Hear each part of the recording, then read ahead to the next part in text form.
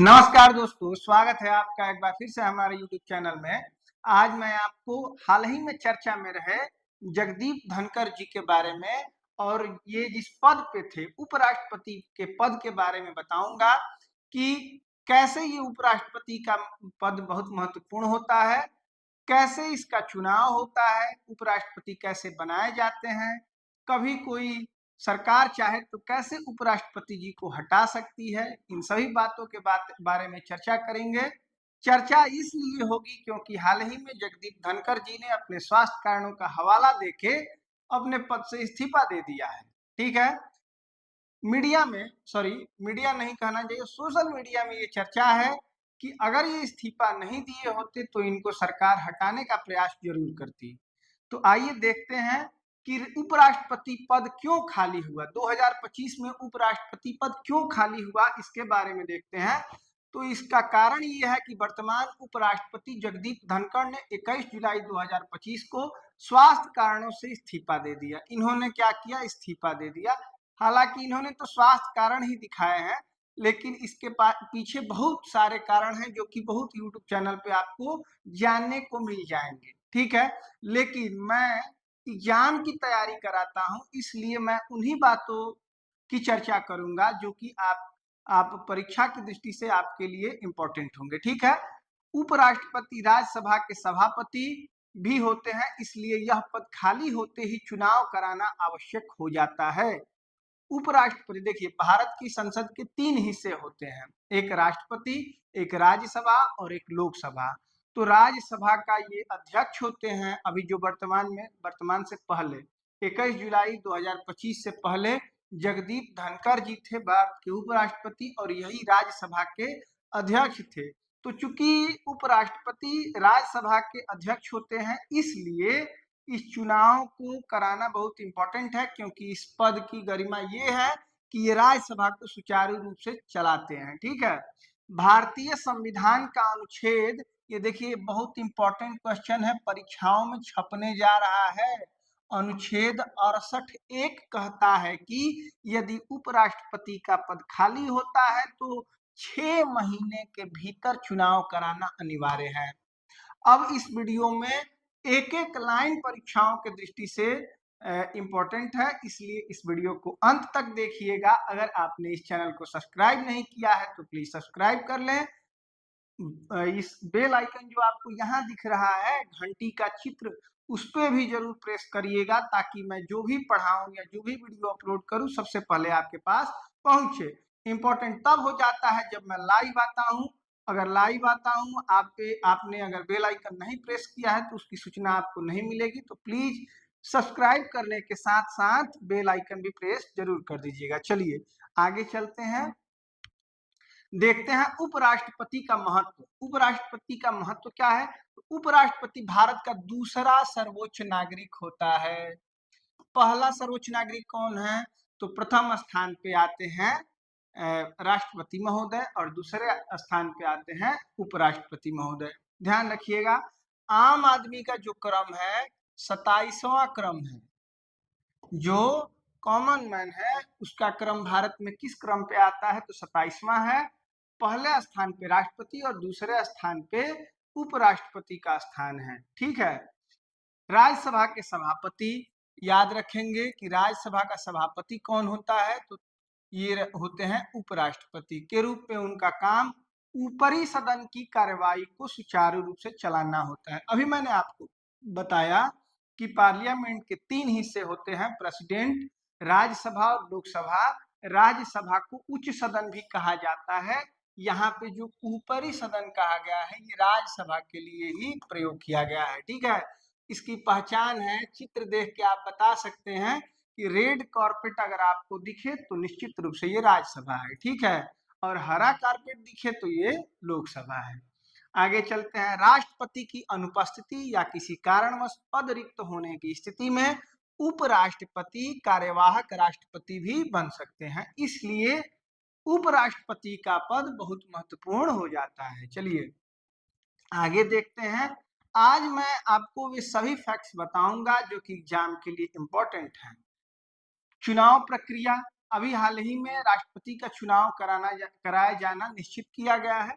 इसमें 7 अगस्त 2025 को चुनाव की आधिकारिक अधिसूचना जारी हुई। टाइमलाइन याद रख लीजिए। 21 अगस्त 2025 नामांकन की अंतिम तिथि थी और 22 अगस्त 2025 को नामांकन पत्रों की जांच की गई। 25 अगस्त 2025 नामांकन वापस लेने की अंतिम तिथि थी और फाइनल जो रिजल्ट आने वाला है 9 सितंबर 2025 को मतदान भी होगा और उसी दिन इसकी गणना भी कर ली जाएगी कि कौन भारत का अगला उपराष्ट्रपति होगा। ठीक है, आगे चलते हैं, देखते हैं कि नामांकन और जांच की स्थिति क्या है। क्योंकि 25 तारीख तो बीत चुका है, तो इसमें कुल 46 लोगों ने नामांकन किया था। ये इंपॉर्टेंट है, याद रखिएगा, कुल 46 लोगों ने नामांकन किया था। जांच के बाद केवल 2 ही नामांकन वैध पाए गए। कौन कौन से? एक याद रखेंगे, सीपी राधाकृष्णन जो कि एनडीए के उम्मीदवार हैं, और बी सुदर्शन रेड्डी जो कि इंडिया गठबंधन ने इनका समर्थन किया है। दोनों को याद रखेंगे। सीपी राधाकृष्णन जिसका समर्थन एनडीए जो वर्तमान में सरकार है, जिस गठबंधन की सरकार है, वो किसका सपोर्ट कर रही है? सीपी राधाकृष्णन का। और जो अगेंस्ट में जो दल है वो बी सुदर्शन रेड्डी का समर्थन कर रहे हैं। अब देखते हैं कि सीपी राधाकृष्णन कौन है, जो कि एनडीए के समर्थित उम्मीदवार हैं। ध्यान रखिएगा, तमिलनाडु के वरिष्ठ भाजपा नेता, 2 बार लोकसभा सांसद रह चुके हैं। अब देखिए, मैं आपसे एक क्वेश्चन पूछूंगा, इसको आप कमेंट में बताइएगा कि सीपी राधाकृष्णन किस संसदीय क्षेत्र से 2 बार सांसद रह चुके हैं। ये आपको उत्तर कमेंट में बताना है। ठीक है, भाजपा ने इन्हें दक्षिण भारत में अपनी राजनीतिक पकड़ मजबूत करने के लिए उम्मीदवार बनाया है। सॉरी, पेन गिर गया थोड़ा सा। तो भाजपा ने दक्षिण भारत में अपनी राजनीतिक पकड़ मजबूत करने के लिए इनको अपना उम्मीदवार बनाया है। अभी हाल ही में बहुत चर्चा में ये विषय था कि उपराष्ट्रपति अगला जो होगा वो बिहार से होने वाला है, क्योंकि वहां पे अभी विधानसभा चुनाव कराए जाने हैं। तो भाजपा चाहेगी किसी एक जाति विशेष को या कोई भी अपना राजनीतिक समीकरण बना के बिहार से ही अगला उपराष्ट्रपति बनाए, लेकिन ऐसा हुआ नहीं। क्यों नहीं हुआ? क्योंकि जो इंडिया गठबंधन है उसने अपना उम्मीदवार दक्षिण भारत से चुना। अगर एनडीए गठबंधन अपना उम्मीदवार अगर उत्तर भारत से चुन लेता, तो ये जो चुनाव है पार्टियों से ऊपर के स्तर का चुनाव है। हो सकता था कि ये मुकाबला बहुत जबरदस्त हो जाता और देश को 2 हिस्सों में बांट के, दक्षिण भारत और उत्तर भारत में बांट के राजनीतिक दल इसमें वोटिंग कर देते। तो इससे जो कि प्रबल संभावना है कि एनडीए समर्थित उम्मीदवार जीत जाएंगे, यह मुकाबला कठिन हो जाता। इसलिए दक्षिण भारत से इंडिया गठबंधन का कैंडिडेट है, तो दक्षिण भारत से ही भाजपा या एनडीए समर्थन भी अपना कैंडिडेट दी है। चलिए आगे चलते हैं, देखते हैं कि इंडिया गठबंधन के उम्मीदवार कौन है। बी सुदर्शन रेड्डी। अब ये कौन है? पूर्व सुप्रीम कोर्ट के न्यायाधीश हैं, आंध्र प्रदेश राज्य से ताल्लुक रखते हैं। इंडिया गठबंधन ने इन्हें एक साफ सुथरी और निष्पक्ष छवि वाले प्रत्याशी के तौर पे चुना है।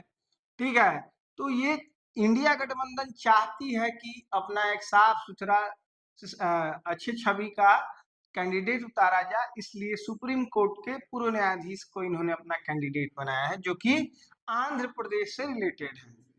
अब इसमें मतदान कौन करेगा? तो इसके कुल मतदाता जो होते हैं 788 सांसद होंगे, 543 लोग लोकसभा से और 245 जो कि पूरी संख्या है राज्यसभा के सांसदों की। अब इसमें ध्यान रखिएगा, राष्ट्रपति के चुनाव में मनोनीत सांसद चुनाव में हिस्सा नहीं लेते, लेकिन उपराष्ट्रपति के चुनाव में निर्वाचित और मनोनीत दोनों प्रकार के सांसद इसमें हिस्सा लेते हैं। ठीक है, जैसे इसमें आप जानते हैं कि 12 जो सांसद हैं वो मनोनीत होते हैं राष्ट्रपति के द्वारा, ये भी इसमें हिस्सा लेंगे। इसमें पहले 2 होते थे, अब ये प्रावधान खत्म हो गया है। जो एंग्लो इंडियन सांसद होते थे लोकसभा में, अब उनको मनोनीत नहीं किया जाता है, ये ध्यान रखिएगा। आगे चलते हैं, देखते हैं कि एक एक पार्टी है बीआरएस, केसीआर की पार्टी है, तेलंगाना की पार्टी है। तो ये क्या कही है, ये एक चर्चित शर्त है इसकी कि इस पार्टी ने समर्थन को यूरिया आपूर्ति की शर्त से जोड़ा है। यदि केंद्र सरकार 2 लाख टन यूरिया तेलंगाना भेजने का आश्वासन देती है तो वह एनडीए को समर्थन दे सकती है। सीधा सीधा इसमें व्यवसाय जैसा शामिल किया गया है, लेकिन ये जो शर्त है ये बहुत ही अच्छी शर्त है ताकि किसानों को यूरिया मिल सके। तो केसीआर की पार्टी बीआरएस ने, मतलब कि भारत राष्ट्र समिति ने एनडीए के समर्थित उम्मीदवार को अपना समर्थन देने के लिए शर्त रखा है कि केंद्र सरकार 2 लाख टन यूरिया अगर तेलंगाना राज्य को देती है तो निश्चित रूप से ये एनडीए के उम्मीदवार को समर्थन करेंगे। ठीक है, अब इसके नतीजे क्या है, क्या पॉसिबिलिटी क्या है कि इसका नतीजा क्या होगा इस चुनाव का। तो आप जानते हैं कि संख्या बल को देखते हुए सीपी राधाकृष्णन की जीत लगभग निश्चित लग रही है। बड़े बड़े राज्यों में भाजपा या भाजपा को समर्थन देने वाली पार्टियों का शासन है, राज्यसभा में भी बहुमत है, लोकसभा में भी बहुमत है, तो निश्चित रूप से यहाँ पे भी बहुमत होने के पूरे आसार हैं। लेकिन इंडिया गठबंधन इस चुनाव को राजनीतिक संदेश देने के लिए लड़ रहा है कि विपक्ष अभी भी सक्रिय और संगठित है। अंतिम परिणाम 9 सितंबर को शाम तक घोषित किए जाएंगे। तो इंडिया गठबंधन अपना उम्मीदवार इसलिए उतार रखा है इस मैदान में क्योंकि वो बताना चाहते हैं कि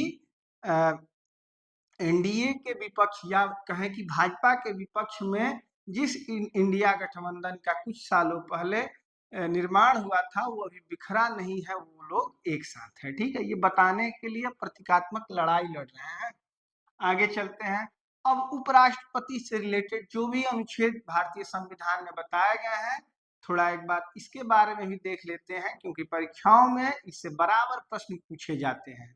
सबसे पहले अनुच्छेद 63, देखिए 63 से लेके 71 तक, 63 से लेके अनुच्छेद 71 तक उपराष्ट्रपति से रिलेटेड है। उप वाइस प्रेसिडेंट बोलते हैं, उपराष्ट्रपति से रिलेटेड है, वाइस प्रेसिडेंट से रिलेटेड है, याद रखेंगे। 63 से लेके 61 तक। सबसे पहले अनुच्छेद 63 को देखते हैं। इसमें उपराष्ट्रपति के पद के बारे में बताया गया है। कहा गया है कि भारत का एक उपराष्ट्रपति होगा। मतलब अगर पूछा जाए आपसे कि किस अनुच्छेद में उपराष्ट्रपति के पद की स्थापना की गई है तो कहेंगे कि अनुच्छेद 63 में। ठीक है, आगे चलते हैं और अगले अनुच्छेद 64 को देखते हैं। अब इसमें ये बताया गया है कि जो भी भारत का उपराष्ट्रपति होगा वही राज्यसभा का सभापति भी होगा। तो अगर आपसे ये प्रश्न पूछा जाए कि राज्यसभा का पदेन अध्यक्ष या पदेन सभापति कौन होता है तो ये होते हैं उपराष्ट्रपति। और ये किस अनुच्छेद में वर्णित है तो बताएंगे कि 64 मतलब 64वें अनुच्छेद में ये वर्णित है कि राज्यसभा का सभापति कौन होगा, उपराष्ट्रपति होगा। चलिए आगे चलते हैं, अनुच्छेद 65 में देखते हैं, राष्ट्रपति की अनुपस्थिति में कार्य। जब राष्ट्रपति का पद रिक्त हो जाता है या वह बीमार अनुपस्थित होते हैं तब उपराष्ट्रपति का कार्यवाहक राष्ट्रपति के रूप में कार्य करता है। यह स्थिति तब तक रहती है जब तक नया राष्ट्रपति पदभार ग्रहण नहीं कर लेता। मतलब कि अनुच्छेद 65 में बताया गया है कि राष्ट्रपति की अनुपस्थिति में उपराष्ट्रपति कार्यवाहक राष्ट्रपति के रूप में कार्य कर सकते हैं। ठीक है, अगले अनुच्छेद के विषय में बात करते हैं। अनुच्छेद 66, उपराष्ट्रपति का निर्वाचन। उपराष्ट्रपति का चुनाव संसद के दोनों सदनों के सदस्यों द्वारा किया जाता है। अभी मैंने आपको बताया कि लोकसभा और राज्यसभा मिलके उपराष्ट्रपति को चुनते हैं। चुनाव किस पद्धति से, तो चुनाव एकल संक्रमणीय, एकल छूट गया इसमें, एकल संक्रमणीय अनुपातिक पद्धति से होता है। आगे चलते हैं, अनुच्छेद 67 में राष्ट्रपति का कार्यकाल बताया गया है जो कि कितने वर्ष होता है, 5 वर्ष होता है। आगे चलते हैं, इसे देखते हैं। अनुच्छेद 68, रिक्ति की स्थिति में चुनाव। यदि उपराष्ट्रपति का पद रिक्त, अभी मैंने बताया था कि 68(1) के अनुसार 6 महीने में चुनाव कराना होता है, पहले स्लाइड पे ये बात मैंने लिखी है। यदि उपराष्ट्रपति का पद रिक्त हो जाता है तो 6 महीने के भीतर नया चुनाव कराया जाना आवश्यक है। इसी अनुच्छेद के तहत अभी वर्तमान में राष्ट्रपति का चुनाव कराए जाने की घोषणा की गई है। चलिए आगे चलते हैं, देखते हैं अनुच्छेद 69। इसमें शपथ और प्रतिज्ञान के बारे में बताया गया है। उपराष्ट्रपति के शपथ और प्रतिज्ञान के बारे में बताया गया है। ठीक है, अब ये बताया गया है कि उपराष्ट्रपति को भारत के मुख्य न्यायाधीश मतलब चीफ जस्टिस ऑफ इंडिया, या ये अगर अनुपस्थित रहते हैं चीफ जस्टिस तो सुप्रीम कोर्ट के वरिष्ठतम न्यायाधीश उनको शपथ दिलाएंगे। आगे चलते हैं, अनुच्छेद 70 में है राष्ट्रपति के कार्य का निर्वहन। राष्ट्रपति की अनुपस्थिति या किसी अन्य आपात स्थिति में राष्ट्रपति के कार्य का निर्वहन करने के लिए संसद विधि बनाकर प्रावधान कर सकती है। मतलब संसद विधि बना के कि जो भी काम है राष्ट्रपति का, अगर वे अनुपस्थित हैं, हालांकि वे अपने पद पे आसीन हैं लेकिन अनुपस्थित हैं, तो उनका काम कौन करेगा? राष्ट्रपति के कार्य का निर्वहन उपराष्ट्रपति करेंगे। यह अनुच्छेद 70 में बताया गया है। एक और अनुच्छेद है अनुच्छेद 71। चुनाव से संबंधित जो विवाद होगा उस पर अंतिम निर्णय किसका होगा? सुप्रीम कोर्ट उस पर अंतिम निर्णय लेगा। ठीक है, तो राष्ट्रपति या उपराष्ट्रपति के चुनाव में जो विवाद होता है उस पर अंतिम निर्णय किसका होता है? सुप्रीम कोर्ट का होता है। ये अनुच्छेद 71 में उपराष्ट्रपति के बारे में बताया गया है, ध्यान रखेंगे आप लोग। चलिए अब क्या देखना है, अब एक जगह देख लेते हैं, आप इसका स्क्रीनशॉट ले सकते हैं। 63 में उपराष्ट्रपति का पद, 64 में राज्यसभा का सभापति, 65 में कार्यवाहक राष्ट्रपति के रूप में कार्य, 66 में उपराष्ट्रपति का चुनाव, अनुच्छेद 67 में कार्यकाल, अनुच्छेद 68 में रिक्ति की स्थिति में चुनाव, अनुच्छेद 69 में शपथ ग्रहण, अनुच्छेद 70 में राष्ट्रपति के कार्य का निर्वहन अन्य स्थितियों में। ठीक है, यहाँ दोनों में थोड़ा सा एक बार ध्यान से आप लोग समझ लीजिएगा कि यहाँ कार्यवाहक राष्ट्रपति मतलब पद धारण कर लेंगे और अनुपस्थिति में यहाँ राष्ट्रपति का कार्य करेंगे। 70 और 65, ठीक है, इसमें थोड़ा सा अंतर है, आप लोग इसको ध्यान से देख लीजिएगा। अनुच्छेद 71 क्या है? चुनाव संबंधी विवाद। यही उपराष्ट्रपति से संबंधित अनुच्छेद है जो कि भारतीय संविधान में वर्णित है। अब कुछ बहुवैकल्पिक प्रश्न लेते हैं, इसका जवाब देखते हैं ताकि जो भी अगर कंफ्यूजन हो आपका क्लियर हो जाए। ठीक है, सबसे पहला प्रश्न है भारत के उपराष्ट्रपति का चुनाव किसके द्वारा किया जाता है? तो याद रखेंगे संसद के दोनों सदनों के सदस्यों द्वारा, मतलब लोकसभा और राज्यसभा के सभी सदस्य निर्वाचित हो मनोनीत हो, सभी लोग इसमें भाग लेते हैं। मतलब उत्तर सी सही है इसका। ठीक है, यहाँ मैंने उत्तर भी ले लिया है। आगे चलते हैं, भारत में उपराष्ट्रपति का कार्यकाल कितने वर्षों का होता है? तो याद रखेंगे ये अनुच्छेद 67 में बताया गया है कि कार्यकाल कितने दिनों का होगा? 5 वर्ष का होगा। आगे चलते हैं, भारतीय संविधान में उपराष्ट्रपति का पद किस अनुच्छेद के तहत उल्लेखित है? तो निश्चित रूप से आपको पता होगा, अभी मैंने बताया कि अनुच्छेद 63 में उपराष्ट्रपति के पद की स्थापना की गई है, मतलब इस एक उपराष्ट्रपति होंगे, अनुच्छेद 63 में बताया गया है। भारत के उपराष्ट्रपति का मुख्य कार्य क्या है? तो राज्यसभा के सभापति होते हैं, इसी को सुचारू रूप से चलाना इनका मुख्य काम होता है। आगे चलते हैं, देखते हैं उपराष्ट्रपति के शपथ ग्रहण की शपथ कौन दिलाता है? भारत के मुख्य न्यायाधीश दिलाते हैं। अगर ये अनुपस्थित रहते हैं तो जो भी वरिष्ठतम न्यायाधीश होंगे, माने सीनियर मोस्ट, जो भी सीनियर मोस्ट न्यायाधीश होंगे सुप्रीम कोर्ट के, वही दिलाएंगे उपराष्ट्रपति को उनका शपथ। ठीक है, रहें तो सीजीआई मतलब कि चीफ जस्टिस ऑफ इंडिया ही दिलाएंगे। आगे चलते हैं, यदि राष्ट्रपति का पद रिक्त हो जाए तो उपराष्ट्रपति कितने समय के लिए कार्यवाहक राष्ट्रपति बन सकता है? तो जब तक नया राष्ट्रपति निर्वाचित न हो जाए। हालांकि 6 महीने से ज्यादा ऐसा कभी होगा नहीं, उसी अवधि के अंदर नए राष्ट्रपति का चुनाव हो जाना चाहिए। भारत के पहले उपराष्ट्रपति कौन थे? डॉक्टर सर्वपल्ली राधाकृष्णन जी भारत के पहले उपराष्ट्रपति थे। तो सर्वपल्ली राधाकृष्णन याद रखेंगे, बाद में दूसरे राष्ट्रपति भी बने हैं 2 कार्यकाल पूरा करने के बाद। उपराष्ट्रपति को पद से हटाने का प्रस्ताव किस सदन में पेश किया जाता है? तो राज्यसभा, ध्यान रखेंगे। हालांकि ये राज्यसभा के ही सभापति होते हैं, इसलिए इनको हटाने का प्रस्ताव कहाँ लाया जाता है? राज्यसभा में। ठीक है, आगे चलते हैं। उपराष्ट्रपति का वेतन किसके बराबर होता है? इसका आंसर गलत है। अभी हाल ही में इसका आंसर क्या होगा आप लोग कमेंट करके बताइएगा।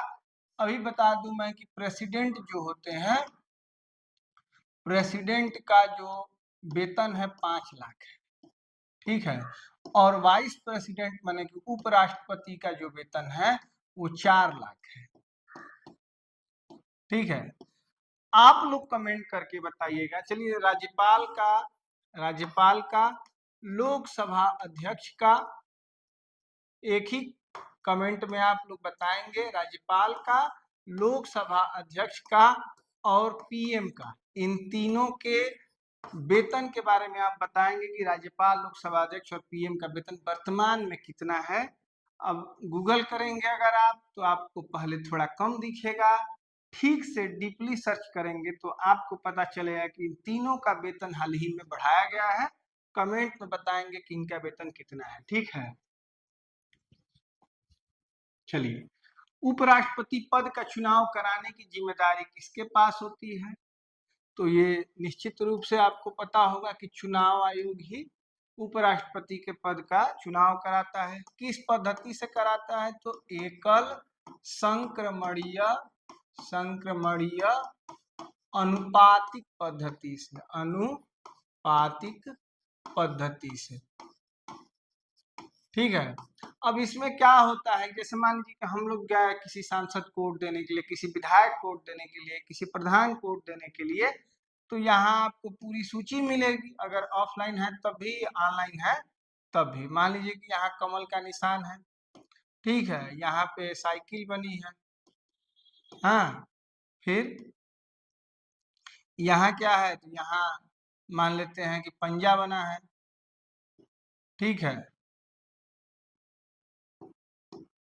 पंजा बना है। अब वोट देना है तो मुझे, अगर मैं कमल के निशान पे देना चाहूँ तो इसको दे सकता हूँ, साइकिल को देना चाहूँ तो इस पे दे सकता हूँ, मुहर लगा सकता हूँ या बटन दबा सकता हूँ। ठीक है, लेकिन बात अगर की जाए एकल संक्रमणीय अनुपातिक पद्धति की, तो इस स्थिति में इसमें प्रेफरेंस रहेगा कि आप सबसे ज्यादा किसको पसंद करते हैं और दूसरे नंबर पे किसको पसंद करते हैं।